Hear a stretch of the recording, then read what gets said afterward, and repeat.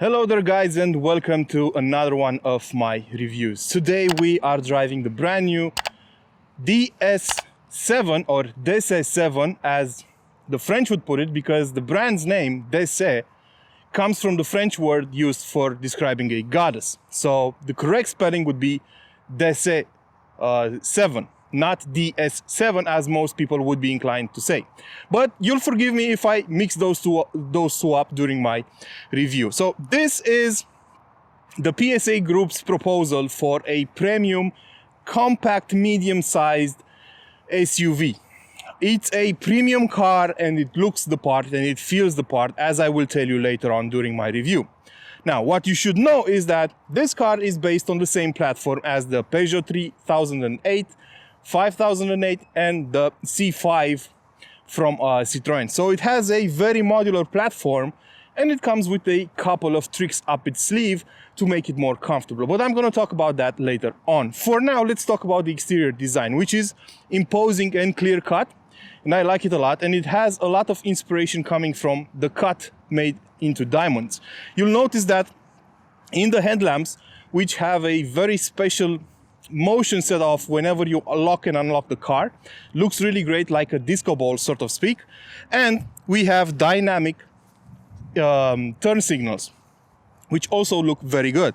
Other than that, you'll notice the massive chrome bits up front, which are a given in a premium car, and also the daytime running LEDs on the sides and the massive grille, which is also inspired by the diamond cut, as I mentioned before. And since this is a plug-in hybrid and it's called the E-Tense 4x4, we also have a special badge up front right there. So moving to the side, you'll also notice that the design is very clear cut, very elegant and sporty at the same time. We have a character line going from up front and all the way to the back, which gives the car a bit more presence on the road.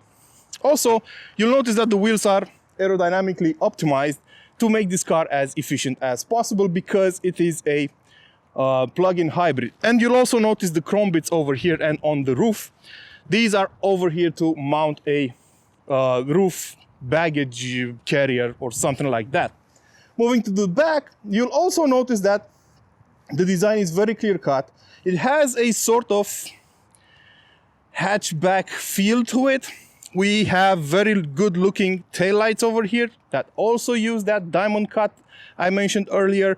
They are lit up by LEDs, and we have massive chrome bits over here going from side to side with the Crossback inscription over here and the model choice right here on the left side.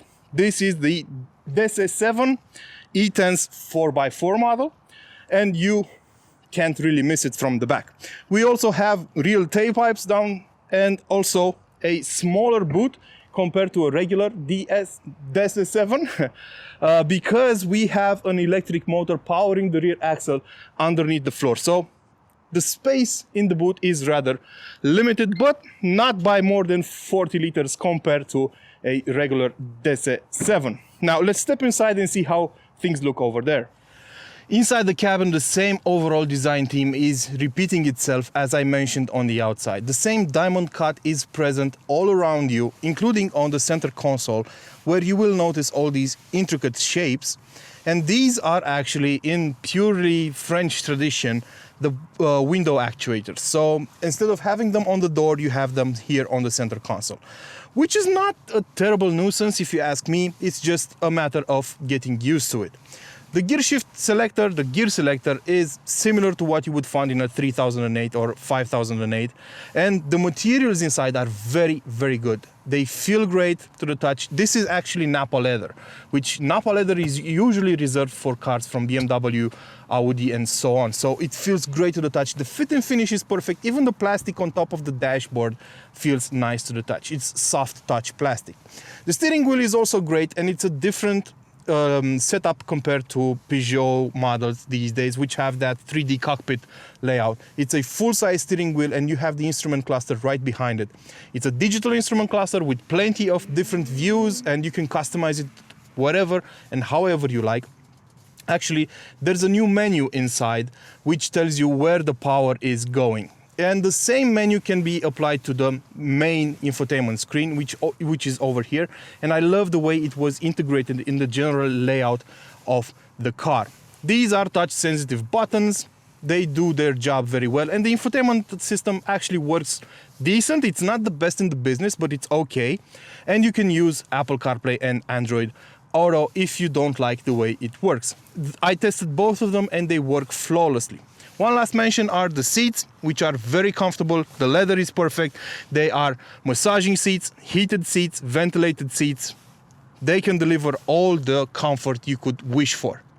In the back, the DS7 or the DS7 is yet again a very premium choice. Everything around you feels nice to the touch. The leather is, as I mentioned, brilliant. And I love the fact that even the seat backs are covered in leather. The headrests have the DS logo embossed in them, and the layout and the design of the seats is similar to the one up front. One mention I have to make here is the fact that you can adjust the seat backs using a button on the door, which is something you won't find in a lot of premium choices out there. Other than that, plenty of room. I mean, the headroom is a bit limited because we have the panoramic sunroof on this car, and I'm a 6 feet tall guy, about 250 pounds, so that is to be expected. But overall, I have plenty of room. The driver's seat is adjusted to my comfortable driving position, and you can seat two adults of my size right here in the back, which is not an easy thing to do. Also, the floor is flat because we don't have a transmission tunnel in this car, because the all-wheel drive character of the car is given by an electric motor mounted on the rear axle. I'm going to talk about that as soon as we get behind the wheel. When you get behind the wheel of the DS7 or the DS7, because that's the way you're supposed to pronounce it, Gabriel, you've instantly noticed a couple of familiar quirks. So if you've ever driven a Peugeot 3008 or a 5008 or maybe a Citroën C5 Aircross, you instantly notice that all of these cars being made on the same platform have a certain feeling when it comes to the suspension. What I mean by that is that it's very comfortable. And on the DS7, it's even more comfortable than you would imagine. And it's more buttoned down, more laid back. Basically, the car handles the road a lot better. Now, I drove this car in a non-hybrid, non-all-wheel drive version before, and it felt a bit more jumpy on uneven surfaces. On this car, with some added weight on the rear axle, things feel a lot more planted down. And that is, of course, a great thing. Also, the suspension is very well muffled out. It's very well sound isolated. And actually, it's one of the best suspensions I've ever had the experience of using or experiencing. The thing is, it's not a sporty setup whatsoever. Watch out, pothole on road ahead.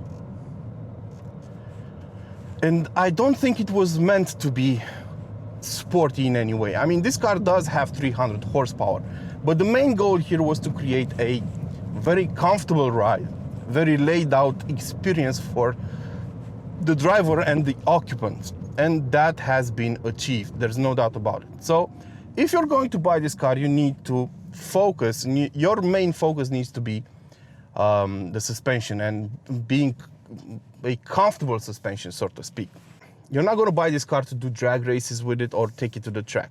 When you push it into a corner, it's going to lean, and it's going to lean quite a lot because its main goal is to be comfortable, not sporty. So with that said, let's move on to the next topic, the engine and the drivetrain. Well, there are a more than decent amount of combinations you can get on the DS7, depending on the market you are in. Now I'm going to talk about this particular setup because this is the top of the range model. This is the DS7 Crossback E-Tense 4x4. And that means we have a 1.6 liter turbocharged petrol engine under the hood, capable of making up to 200 horsepower, hooked up to an electric motor that's basically included in the gearbox assembly that's capable of delivering another 110 horsepower. And we have another one of those electric motors on the rear axle, which also delivers 110 horsepower, but is only powering the rear axle. And this is how you get an all-wheel drive setup on this car. Basically, you have two motors up front and one in the back, each of them handling a axle. So we don't have a transmission tunnel, we don't have a gear assembly, we don't have anything of the sorts. And this makes the car rather efficient. And also, this makes the car a peculiar bird, because you can have it running in front-wheel drive, rear-wheel drive, or all-wheel drive, which is very rare in the industry today. The first time I saw that was on the BMW i8. So basically, when you set off, the car is in hybrid mode, in which she decides where the power should go to be as efficient as possible.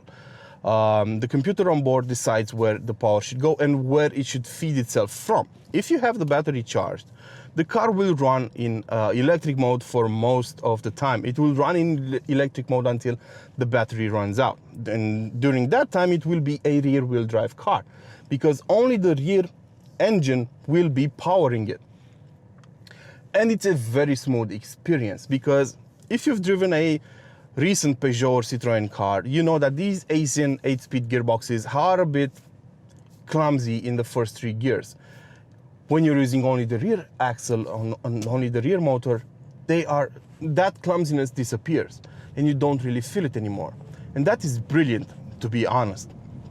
Also, whenever the engine will kick in, because it can kick in if you floor it, but if you've already set off, most likely the engine will kick in and hook up from the 4th gear upwards. So you're still not going to feel all those clumsy gear changes, which is yet again a very good thing.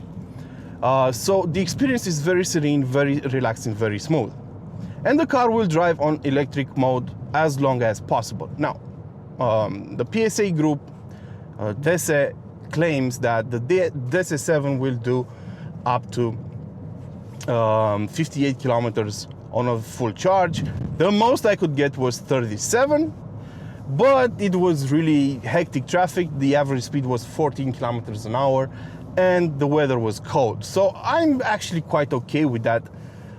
Most commutes are not that long, and the goal here was to create a car that would allow you to do your daily chores on electric mode alone. And I think that kind of range is enough for most people. And even if the engine kicks in and you have like another 15 kilometers to go, the fuel consumption won't be that high. The recorded fuel consumption would be around 2 liters of petrol for 100 kilometers covered, which is fine.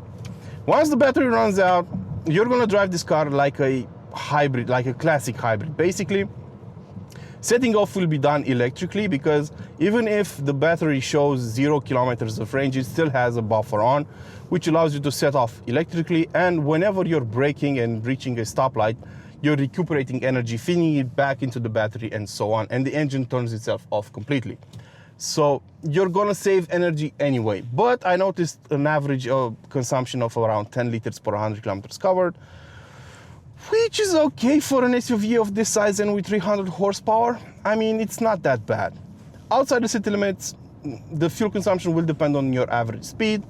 The car's electrical motors won't chip in unless you're under heavy acceleration. That's when they will give you a boost of power. The car is very fast. You'll do 100 kilometers an hour in 5.9 seconds. And the top speed is 235 kilometers an hour.